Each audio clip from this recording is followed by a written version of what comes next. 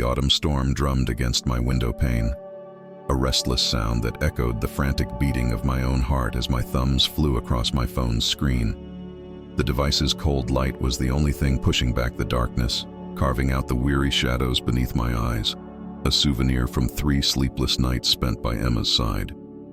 My daughter, all of 4 years old, was finally lost in a feverish sleep in the other room.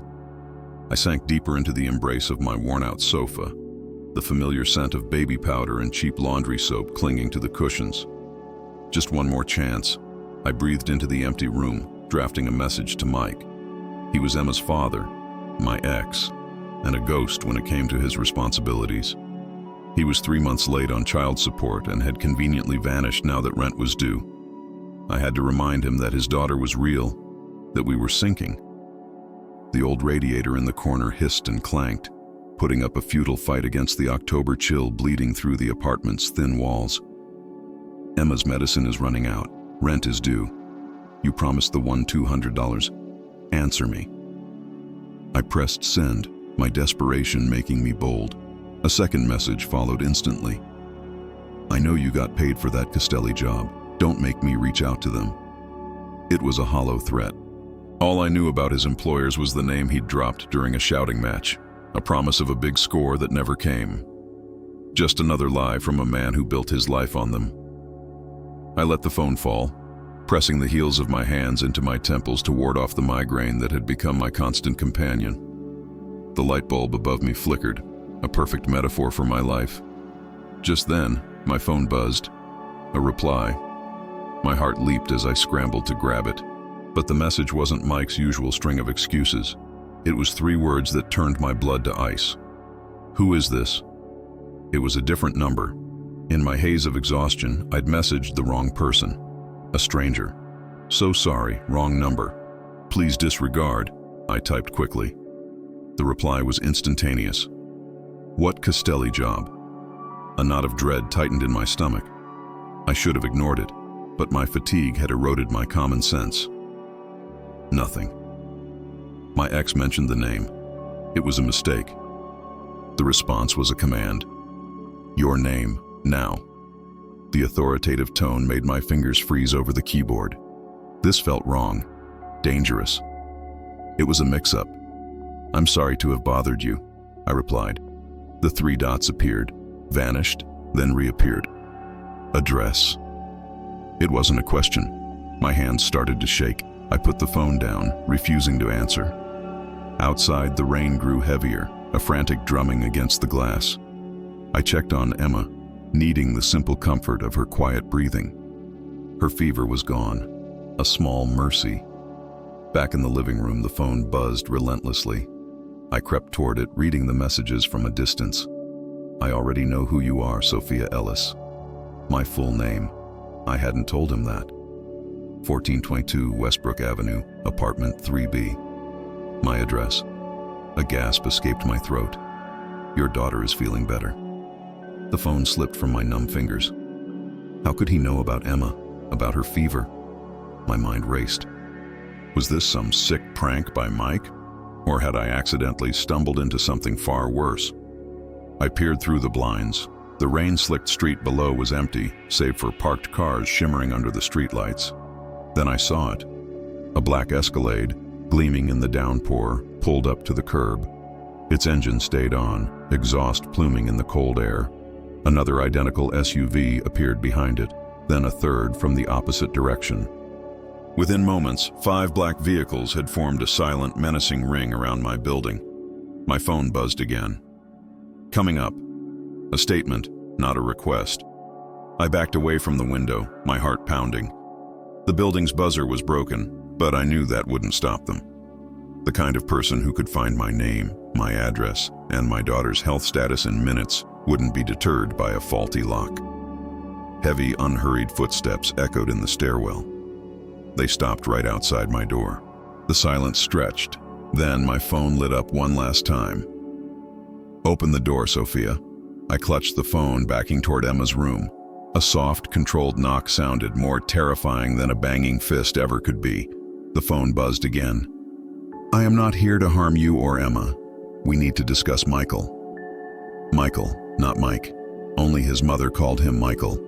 Against all instinct, I moved toward the door. My hand trembled as it hovered over the deadbolt. One turn, and my life would change forever. I opened it. The hallway light threw him into silhouette, a figure with broad shoulders in a perfectly tailored suit. He smelled of cedar, leather, and something metallic like power itself. Behind him, a larger man stood sentinel. The first man stepped into the dim light of my apartment. He had sharp cheekbones, a jaw dusted with shadow, and eyes so blue they seemed to see right through me. "Sophia Ellis," he said, his voice a low rumble that vibrated through my bones. "We need to talk about your relationship with Michael Donovan." My knees felt weak. "Who are you?" A smirk that was too dangerous to be a smile touched his lips. "My name is Alessio Castelli, and your ex-boyfriend stole something very valuable from my family." In that instant, I knew. My desperate text hadn't just gone to the wrong number. It had gone to the one person in the city it should never have reached, the man Michael had robbed. And now, he was here. I tried to slam the door shut, a futile, reflexive act. His hand shot out, stopping it with ease. "That would be unwise," he said quietly, his eyes glancing past me. "Your daughter is sleeping. Let's keep it that way." The mention of Emma from his lips sent a fresh wave of terror through me. "I don't know anything," I whispered. "And yet, you knew my name," he countered, enough to use it as a threat. "It was a bluff," I choked out. "He owes me money for our child." A flicker of something, recalculation, crossed his face. "May I come in?" he asked, though it was an order. I stepped back, and his presence consumed the small room. He gestured to the man in the hall. "Anton will ensure we are not disturbed."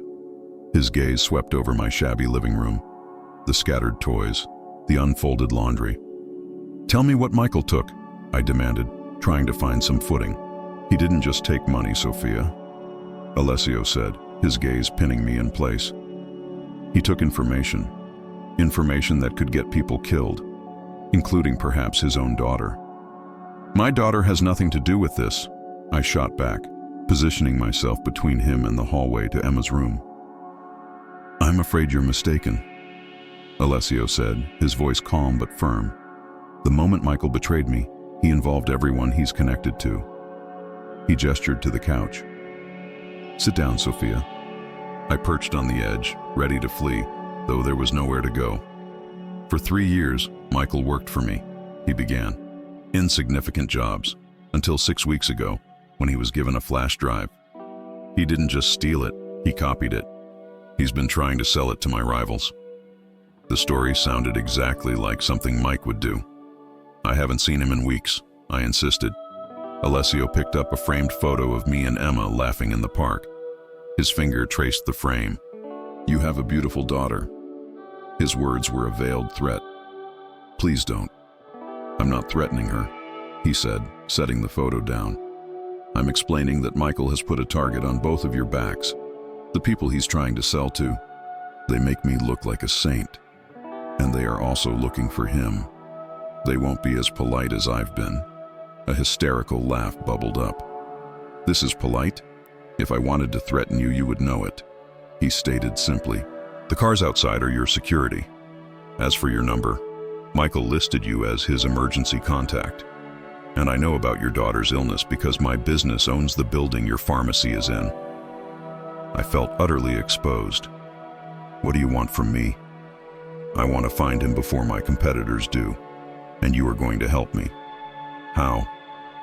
"Because you have the one thing he might still care about," Alessio said, his gaze drifting toward the hallway where Emma slept. "His daughter." "You will not use my child as bait," I seethed, rising to my feet. He rose to meet me, his towering height a physical reminder of his power. "I'm offering you protection, because if the Bratva finds him first, they will not hesitate to use Emma to draw him out, and their methods are not humane." The name hung in the air, Russian Mafia. "What are you proposing?" I asked, my voice trembling. "You and Emma will come with me, to a secure location." "You will contact Michael," Tell him you need to see him, that Emma is asking for him. And if I refuse, then I leave, he said, his expression hardening. And I take the only protection you have with me. Just then a small cry came from the other room. Mommy! Alessio's eyes met mine. Go to her. But remember, this is about her safety now. I found Emma sitting up in bed, clutching her stuffed rabbit. My throat hurts, she rasped. Who's that? Just a friend, sweetie, I lied, my hand shaking as I pulled clothes from her dresser. We have to go on a little trip. Is Daddy coming? She asked, hope shining in her eyes. The question broke my heart. Maybe, baby. We'll see. When we emerged, Alessio was on his phone. He ended the call, his gaze softening slightly as it fell on Emma. He crouched to her level. Hello, Emma. My name is Alessio. I'm going to help you and your mom. She studied him with a child's pure curiosity. After a moment, she nodded. Okay. Outside, one of the black Escalades was waiting. I lifted Emma inside, her small body tense with fear. Alessio slid in beside us, the door shutting with a sound of finality. Take us home, he told the driver. Home? I questioned. My residence, he clarified. It's the most secure property I own. You'll be safe there. This is a kidnapping, I thought, but didn't say. This is protection, Alessio said, as if reading my mind. If I wanted to kidnap you, I wouldn't have let you pack a bag. We drove in silence toward the wealthiest part of the city. We passed through a towering iron gate and pulled up to a modern mansion of glass and stone. Welcome to my home, Sophia, Alessio said as the car stopped. For now, it's yours too. Inside, a woman with silver-streaked hair named Rosa greeted us. She led me and a sleeping Emma to a suite larger than my entire apartment. Dr. Marov will be here in the morning for the child, Alessio had said. I was a prisoner in a gilded cage. The next morning, after a kind, elderly doctor had seen Emma and confirmed it was just a minor infection, I was summoned to Alessio's study. He stood by a window, dressed in dark jeans and a sweater, looking less like a crime boss and more like a CEO. My men found Michael's apartment, he said, getting straight to the point. He's gone, but he left these. He slid a stack of photos across his desk. They were pictures of me and Emma. Surveillance photos. My blood ran cold.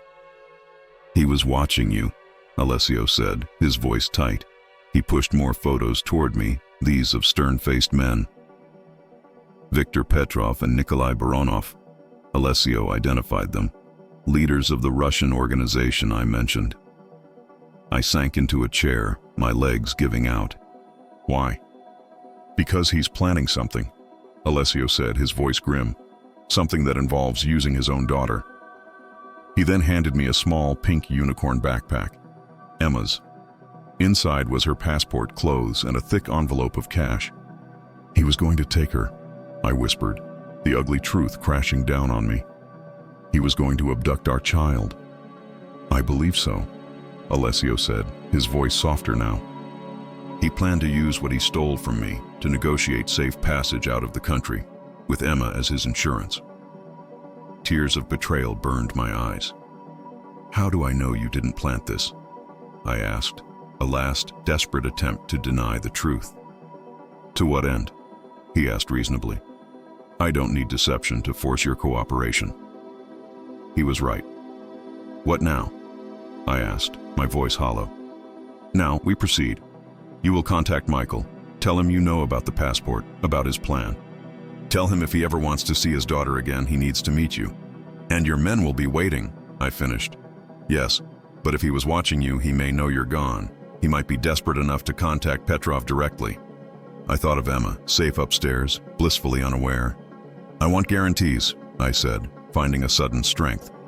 If I do this, I want your word that we walk away. New identities, enough money to start over where he can never find us. A flicker of respect, and then a smile, touched his lips. You're negotiating. I'm a mother protecting her child, I countered. He nodded. Help me recover what was stolen and you and Emma will disappear. He even wrote it down, a simple promise on a sheet of his personal stationery, and signed it. It was a contract with a criminal, but I believed him. With his phone in my hand, I dialed Mike's number. He answered, his voice wary. "It's me," I said, my own voice hard. "I found the passport, Mike. I know what you were planning." There was a long silence. "Sophie, it's not what you think. These people are dangerous." "Which people?" I shot back, my eyes on Alessio. "The Castellis? Or the Russians you're trying to sell to?" His sharp intake of breath was all the confirmation I needed. After a tense exchange, I laid the trap. "Bluebird Coffee on Riverside, 8 p.m. tonight. Be there, alone." He reluctantly agreed. I handed the phone back to Alessio. "Well done," he said. "It wasn't an act," I replied. "You're smarter than Michael gave you credit for," he observed. "Most men underestimate me," I said. The rest of the day was a surreal blur. Emma played in the mansion's vast gardens, chasing koi in a fountain, completely happy. I watched her, a knot of guilt and fear in my stomach. As evening fell, Alessio prepared to leave. He was back in a suit, all business and danger. "Lock the door behind me," he commanded. "Don't open it for anyone but me or Rosa." I nodded, my heart pounding. Hours later, long after midnight, a soft knock came. It was Alessio. His suit jacket was off, and a dark stain marred the sleeve of his white shirt. "It's done," he said. "Mike," I whispered. "Alive. For now. He's cooperating." Relief, complex and unwelcome, washed over me. "The drive is recovered. You and Emma are safe." "So what now?" "Now," he said, his blue eyes intense. "We honor our agreement. New identities are being prepared, or..." He hesitated. "There is an alternative." "What alternative?" "Stay," he said, the single word hanging in the air between us. "Not as a prisoner, as something else. I protect what is mine, Sophia, and I find myself reluctant to let you go." The possessiveness in his voice should have terrified me. Instead, it felt like a lifeline. "I need time," I said honestly. "The offer stands," he replied, stepping back. "Tomorrow will bring new beginnings, whatever you decide." As dawn broke, I watched Emma sleep, her small face peaceful. A new beginning, free from struggle and fear. But it meant aligning myself with a man like Alessio, entering his world of power and danger. I thought of his piercing blue eyes, the only eyes that had seen my strength instead of my desperation. I made my choice. I would not run. I would enter his world, but on my own terms. One mistaken text had led me to a dangerous man, but in that danger I had found a strange, unexpected sanctuary, and I was ready to see what would happen next. Thank you for listening to this story. If you enjoyed it, please remember to like this video and subscribe for more tales of suspense and unexpected romance. Let me know in the comments what you thought, and I'll see you in the next story.